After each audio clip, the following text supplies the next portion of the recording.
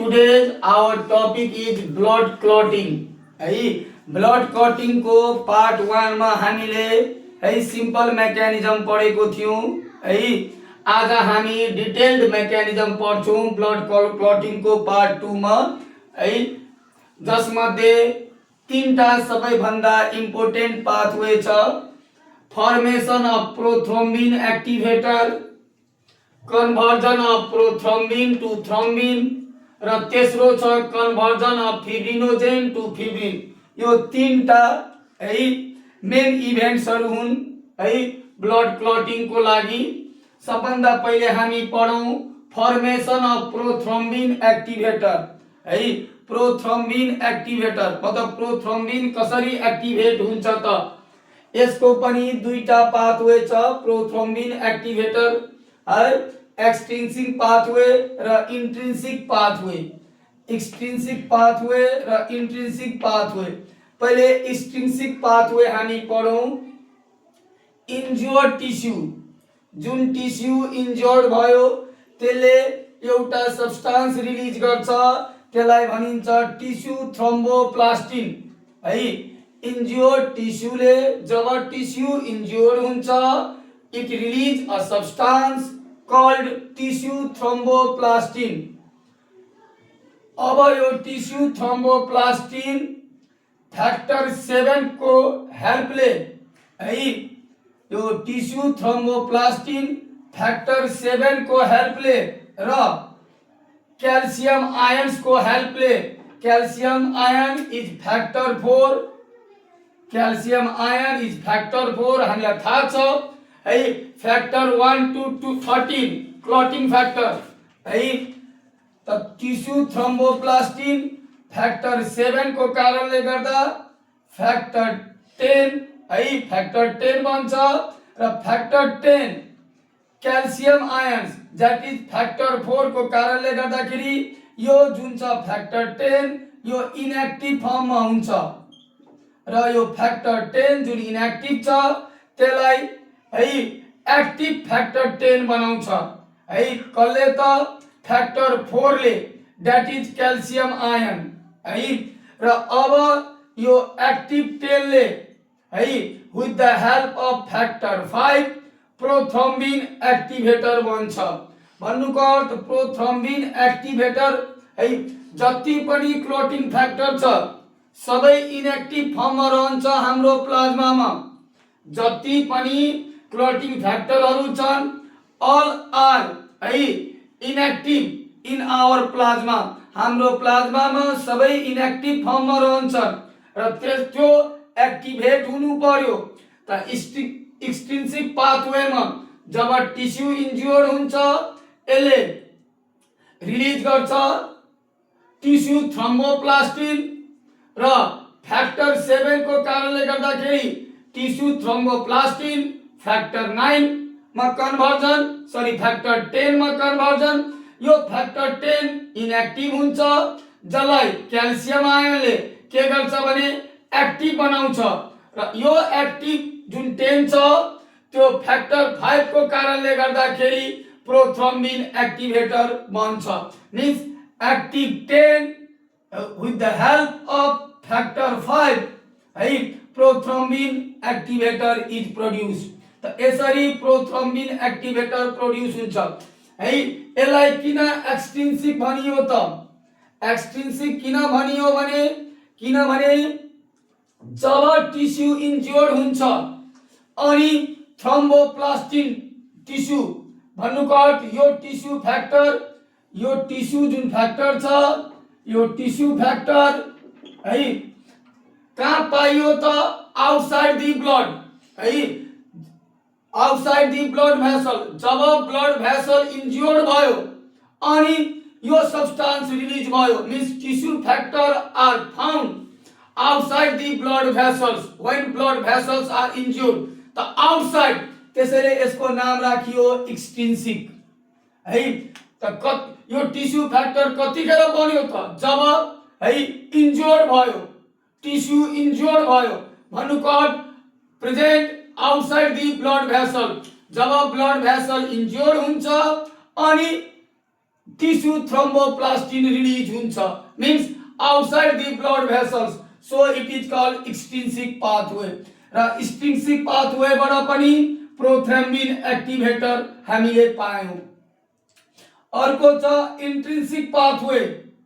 Intrinsic pathway blood exposure to collagen of blood vessel, blood exposure to collagen of blood vessel. यो भनेको के हो त, जस्तै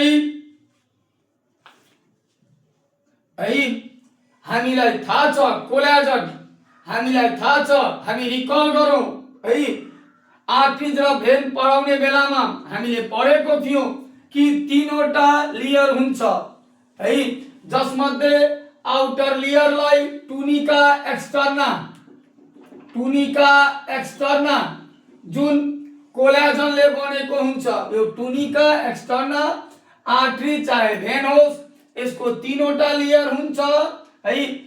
सबैभन्दा आउटर मोस्ट लेयर टुनिका एक्सटर्ना जुन कोलेजन फाइबरले बनेको हुन्छ। अब हेर यहाँनिर यहाँ के भनेको छ भने नि ब्लडलाई कोलेजनसँग एक्सपोजर हुनु पर्यो, त यो ब्लड छ, यहाँ ब्लड छ, यसलाई अगर कोलेजनसँग है एक्सपोजर हुनु पर्यो भने यो यहाँबाट टुनिका एक्सटर्नासम्म पुग्नु पर्यो, जसको कारणले गर्दाखेरि के हुन्छ त है, यो रप्चर हुन्छ अनि नै यहाँ पुग्छ ब्लड है।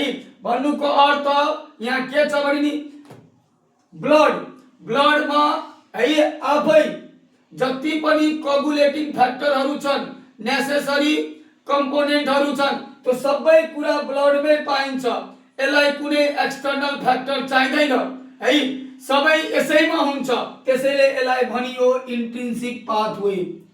इन्ट्रिन्सिक पाथवे भन्नुको अर्थ के हो भने नि ब्लडमै जति पनि नेसेसरी कम्पोनेन्ट छ कोगुलेसनको लागि, त्यो सबै नेसेसरी कम्पोनेन्ट्सहरू ब्लडको इनसाइडै पाइन्छ है। यसलाई कुनै एक्सटर्नल फ्याक्टर चाहिँदैन, त्यसलाई एक्सटर्नल फ्याक्टर चाहिएको थियो damage blood vessels, damage tissue त्यसलाई चाहिएको थियो। यसलाई कुनै किसिमको एक्सटर्नल फ्याक्टर ड्यामेज टिस्युहरू चाहिएको छैन, सबै कुरा ब्लडको इनसाइडमै पाइन्छ जति पनि है तिमीलाई चाहिने कम्पोनेन्ट्सहरू। त्यसै कारणले गर्दाखेरि यसलाई इन्ट्रिन्सिक पाथवे भनियो है। र हामीलाई थाहा छ कोलेजन फाइबर टुनिका एक्सटर्ना। अब जब ब्लड एक्सपोजर हुन्छ कोलेजनसँग है, तब के हुन्छ भने नि है हामीलाई थाहा छ सबै इनएक्टिभ फर्म प्लाज्मामा पाइन्छ। यो इनएक्टिभ है फ्याक्टर 12 जुन इनएक्टिभ छ, यो जब ब्लड कोलेजनसँग एक्सपोजर भयो इनएक्टिभ 12 है एक्टिभ 12 मा कन्भर्जन भइहाल्छ। इनएक्टिभ फ्याक्टर 12 है कन्भर्जन भइहाल्छ एक्टिभ 12 मा, एक्टिभ फ्याक्टर 12 मा। अब यो एक्टिभ फ्याक्टर 12 ले के गर्छ त है, इनएक्टिभ फ्याक्टर 11 लाई एक्टिभ 11 मा कन्भर्जन गरिदिन्छ। ध्यान दिएर सुन है। भन्नुको अर्थ यो जब ब्लड कोलेजनसँग एक्सपोजर भयो है, फ्याक्टर 12 जुन इनएक्टिभ छ त्यो एक्टिभ, इनएक्टिभवाला एक्टिभमा कन्भर्ट भइहाल्यो। फेरि एक्टिभ 12 ले के गर्यो भने इनएक्टिभ 11 लाई एक्टिभ 11 बनायो, फ्याक्टर एक्टिभ 11 बनायो। अब यो एक्टिभ 11 है, यो एक्टिभ 11 ले के गर्यो भने inactive factor 9 with the help of calcium ion है के भयो त एक्टिभ 9 बन्यो है। Calcium ion is factor 4। अब यो एक्टिभ जुन 9 छ, यो एक्टिभ 9 ले के गर्यो भने है इनएक्टिभ फ्याक्टर 10 लाई एक्टिभ 10 मा कन्भर्जन गर्यो। अब यो एक्टिभ 10 ले है यो active 10 with the help of है factor 5 active 10 with the help of factor 5 and another chemical which are released from blood vessel, another chemical which are released from blood vessel when blood vessel is damaged, such as platelet, phospholipids and thromboplastin. Active 10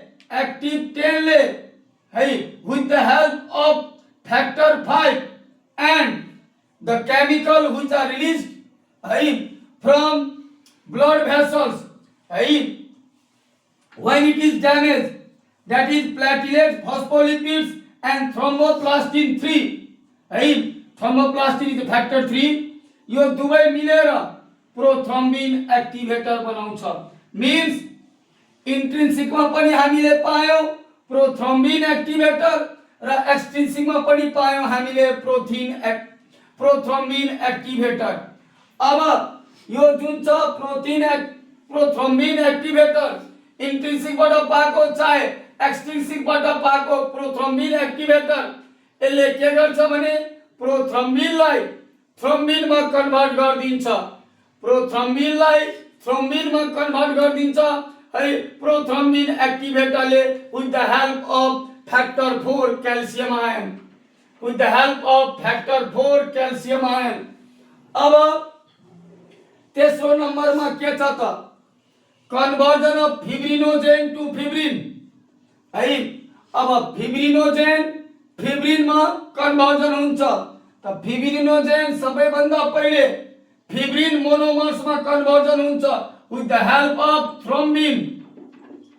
थ्रोम्बिनको कारणले गर्दाखेरि fibrin मोनोमर्समा conversion हुन्छ.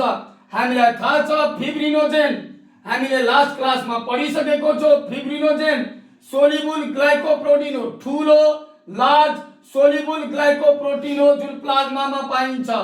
Large soluble ग्लाइकोप्रोटिन हो जुन प्लाज्मामा पाइन्छ. यहाँ छँदैछ fibrinogen large soluble glycoprotein in plasma. त यो सोल्युबल ग्लाइकोप्रोटिन हो. थ्रोम्बिनको कारणले गर्दा फिब्रिनोजेन पहिले फिब्रिन मोनोमर्समा चेन्ज भइहाल्छ जुन मोनोमर्स हो र यसरी मोनोमर्सहरू कम्बाइन हुन्छ र लार्ज कम्प्लेक्स मोलिक्युल्स बनाउँछ जसलाई भनिन्छ पोलिमेराइजेसन. र फिब्रिन मोनोमर्सहरू पोलिमेराइजेसन हुन्छ र with the help of factor 13 fibrin थ्रेड्सहरू बन्छ जसको कारणले गर्दाखेरि क्लट हुन्छ. अब जस्तै यो ब्लड भेसल हो, यो ब्लड भेसल इन्ज्योर्ड छ. इन्ज्योर्ड हुने बित्तिकै फिब्रिन थ्रेड्सले नेटवर्कहरू बनाउँछ. यस्तो नेटवर्कहरू बनाउँछ जसको कारणले गर्दा ड्यामेज सेलहरूले क्लट यहाँ ड्यामेज सेलहरूले क्लट गर्छ जसको कारणले गर्दाखेरि के हुन्छ भने ड्यामेज सेलहरूले क्लट चालु गर्छ. प्लेटलेट्सहरूले क्लट चालु गर्छ जसको कारणले गर्दाखेरि के हुन्छ त ब्लिडिङ स्टप हुन्छ र यो क्लट र यसलाई नि भनिन्छ थ्रोम्बस. यही क्लटलाई भनिन्छ थ्रोम्बस जसको कारणले गर्दाखेरि ब्लिडिङ स्टप हुन्छ. त फिब्रिन थ्रेड्स जसले नेटवर्क बनाएर क्लटको फर्मेसन गर्छ जसको कारणले गर्दाखेरि ब्लिडिङ स्टप हुन्छ. The clot is also known as thrombus. र यो टाइपको मेकानिजमलाई भनिन्छ कास्केड मेकानिजम.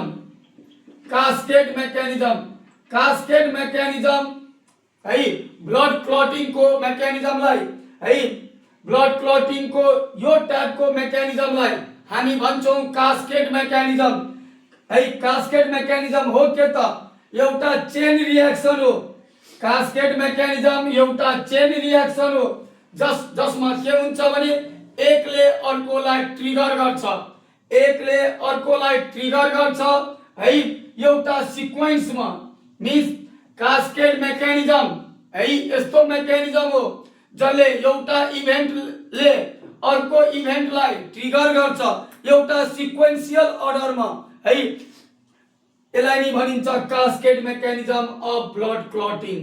र ब्लड क्लटिङमा यति छ, हामीले सिम्पल मेकानिजम पनि हेर्यौं र डिटेल मेकानिजम पनि हेर्यौं है ब्लड क्लटिङमा। Thank you.